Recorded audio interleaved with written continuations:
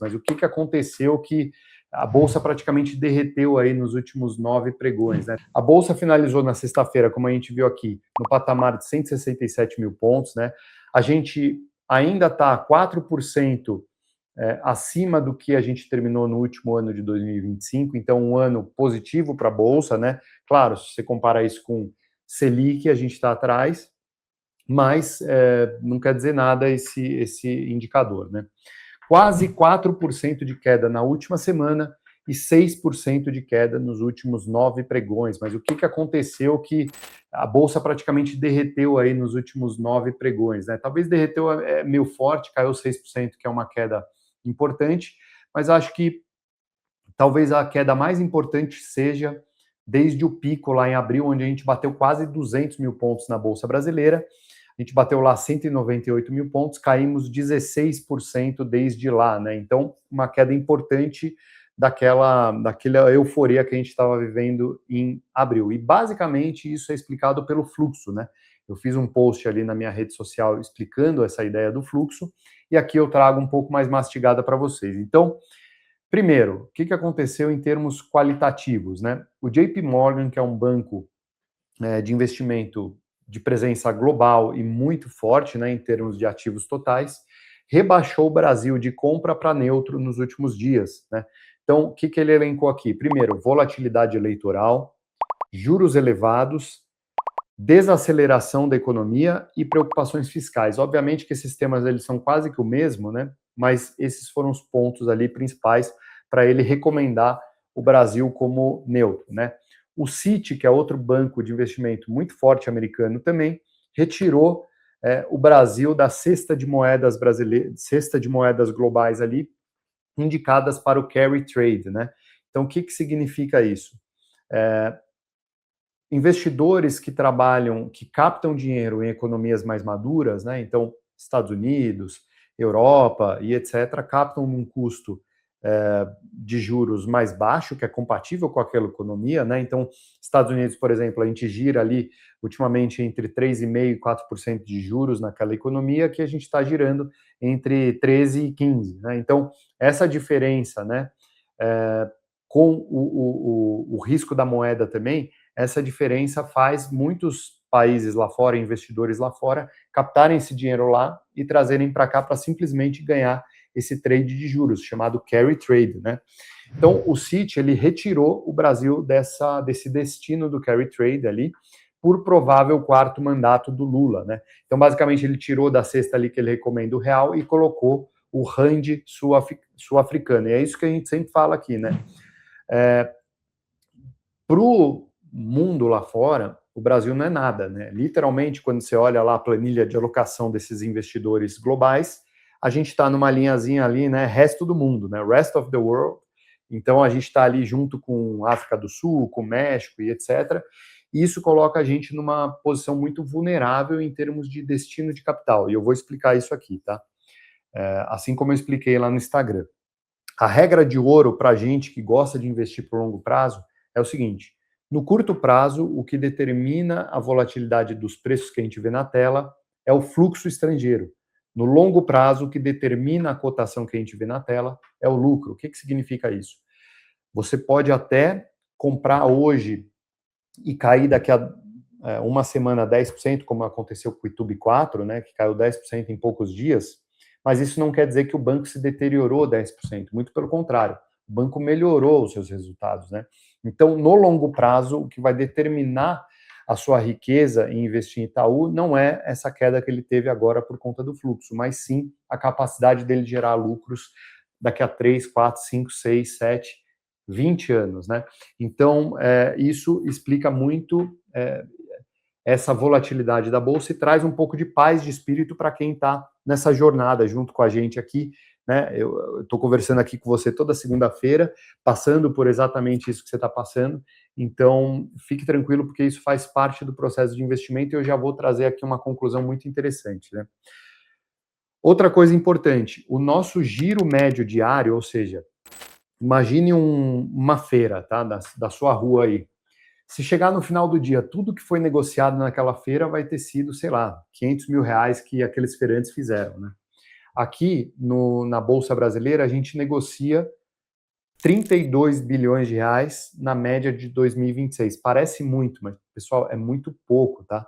A título de comparação, a Bolsa de Nova York, né, NYSE, New York Stock Exchange, ela negocia 415 bilhões de reais por dia, ou seja, talvez 15 vezes o volume aqui que a gente negocia no Brasil. Pra vocês terem uma ideia, só a Nvidia, que é uma ação lá fora, negocia 150 bilhões de reais por dia. Então, só a Nvidia negocia sozinha 5 vezes o volume total que a gente negocia todos os dias no Brasil. Isso que esse volume de 32 aumentou em 2026. Em 2025, esse volume era de 20 bilhões, mais ou menos. Então, 20 bilhões é o número que eu tenho de cabeça, assim, que é a média confiável de fluxo no Brasil. Então a gente está falando aí minimamente 20 vezes o volume, é o volume negociado na Bolsa somente de Nova York, tirando a Nasdaq, né? Que, curiosamente, não é uma bolsa, tá? Depois a gente fala disso. Mas, desses 32 bilhões que a gente negociou em média diária em 2026, 60% desse volume é de estrangeiro. Pra vocês terem uma ideia, em 2019 esse volume era 45%, tá?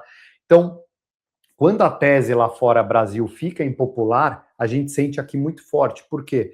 O gringo ele precisa sair a qualquer preço e, como ele é 60% das negociações, quando ele vai vender, se tem muito gringo vendendo, na outra ponta não tem tanto comprador. Então vamos pensar a bolsa como um grande leilão, né? Você tem que ter compradores e vendedores aqui para formar preço, né? E eu trabalhei com leilão muito tempo e eu sei disso, não existe caro ou barato, existe se tem um comprador para o seu preço, né? Então, quando o gringo ele quer vender Itaú porque ele precisa sair daqui, porque ele tem um mandato lá fora que obrigou ele a vender Itaú pelo preço que tiver, ele vai tentando vender a 40, não teve comprador, ele vende a 39, não teve comprador, ele vende a 38, ele tem um estoque gigantesco lá para vender, e na outra ponta a gente só está esperando chegar no nosso preço aqui para poder comprar, né? Então, isso é muito favorável para a gente no longo prazo, tá? Então, quando esse cara quer sair, só sobra as pessoas físicas, que hoje é 19% do volume da Bolsa. Né? Só para vocês terem uma ideia de volume, aí trazendo números aqui, tá, pessoal? E assim, é técnico mesmo esse conteúdo denso aqui que eu estou trazendo, mas explica todo o resto da live que eu vou trazer aqui para vocês. Fluxo estrangeiro líquido, entrada de recursos no Brasil, tá? 2025, a gente teve uma entrada na B3 de 27 bilhões de reais. Então, entre idas e vindas, ficou aqui líquido positivo 27 bilhões de reais de estrangeiros, tá? 2026, para vocês terem uma ideia, na semana passada, na mesma live que a gente fez aqui, tinham entrado 38 bilhões até a data da semana passada. O último dado que a gente tem da B3 é da quinta-feira passada, que foi ali dia 13 de agosto, e a gente caiu para 25 bilhões, ou seja, em 7 dias, 5 pregões dias úteis, né, saíram 13 bilhões de reais, ou seja, em 5 dias saiu metade do volume total que entrou em 2025, saiu nos últimos 7 dias. É o estrangeiro falando assim, tchau, estou vendendo a qualquer custo, quem quer aí? Imagina... você mora num prédio e naquele prédio tem 60% dos andares é de estrangeiros que vivem sendo expatriados para vários países. E a multinacional precisa vender aquele apartamento a qualquer custo e você está ali. Bom, se tiver num preço adequado, eu compro, porque o meu aqui eu sei o quanto vale. Então, basicamente essa é a analogia, tá? Então, ó, pra vocês terem uma ideia de como que foi o nosso ano aqui. Janeiro, entrou 26 bi só em janeiro. Só em janeiro entrou todo o fluxo de 2025 de novo aqui. Fevereiro entrou 15, março entrou 12, aí abril entrou 3, que foi quando a gente bateu o recorde da Bolsa aqui, que foi 198 mil pontos. Maio saiu 13, junho saiu 7 e em julho entrou 4,3. Tá? Ah, mas por que entrou esse fluxo em julho?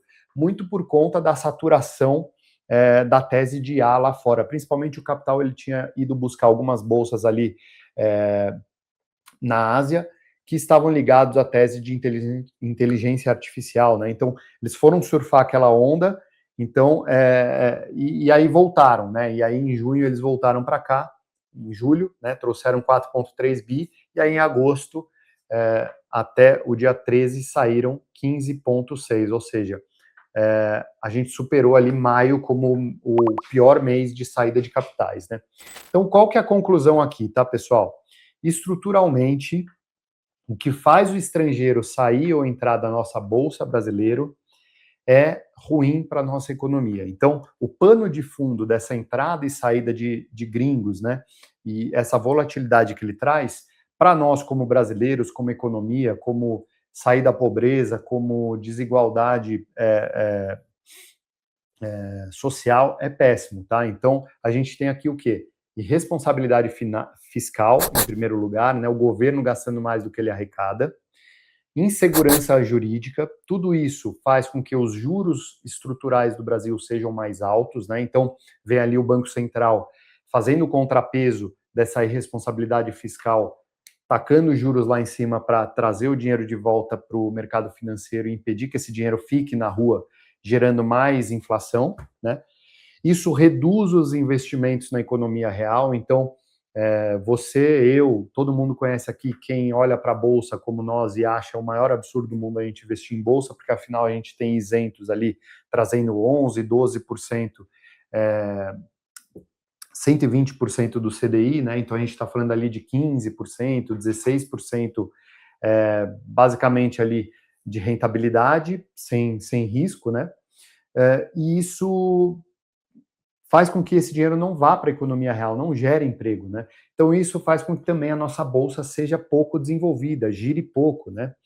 E além disso, tudo isso desencadeia uma possível dominância fiscal, que é quando o Copom já não consegue, através da política monetária, segurar o risco fiscal do Brasil. Então, isso é muito triste, né? Porque a gente sabe que esse processo machuca muito mais quem é das classes menos favorecidas, né? Pobres ali, a classe média baixa, etc. Porque para nós a inflação a gente sente ali um pouquinho no nosso dia a dia, mas quem é mais pobre sente isso na veia, né? O salário ali não comporta tanta inflação, tantos juros, essas pessoas se endividam, muitas vezes perdem os seus bens por conta desses juros e etc. Então, isso no longo prazo também traz menos empregos, mais inflação. Então, contexto geral, ponto 1, isso é péssimo para a nossa economia como um todo, tá? Ponto 2, a gente faz o que a gente pode no ponto 1, né?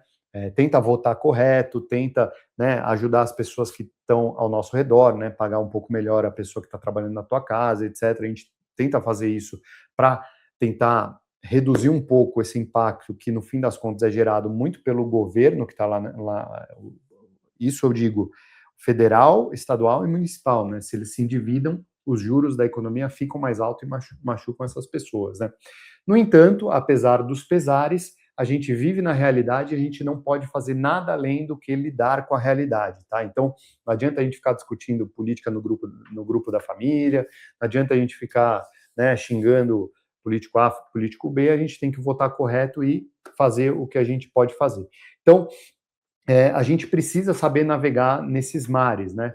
E esse tipo de combinação, no longo prazo, por mais triste que seja, para quem é paciente, ajuda a compor o resultado. Então, em outras palavras, se o Itaú fosse em linha reta, crescendo a cotação junto com o lucro dele, você ia ter um patrimônio X.